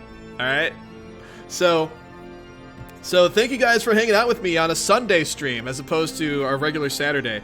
So for those of you who are new to the stream, Well, here's my schedule normally. So my normal schedule, which will continue this week, I stream Tuesday and Wednesday evenings, 7 p.m. Central Time. I'm playing through a couple of video games on those streams. Tuesdays, I'm playing through Chrono Cross. I think we're getting close to the end of Chrono Cross. We're going to be going to Chronopolis for this week's Chrono Cross stream. So that's at 7 p.m. Central Time on Tuesday. Wednesday, 7 p.m. Central Time, I'm streaming Suikoden 2. For those of you who are familiar with Suikoden 2, I think we're going to be fighting Luca Blight this week. So stay tuned for that. Actually, I might start that stream like half an hour earlier than normal because I want to do a bit more recruiting, but I also want to leave time for like all the Luca Blight stuff as well. So actually, I think I'm going to start that stream at like 6:30 p.m. Central Time on Wednesday. Normally it's 7, but I think I might start half an hour earlier.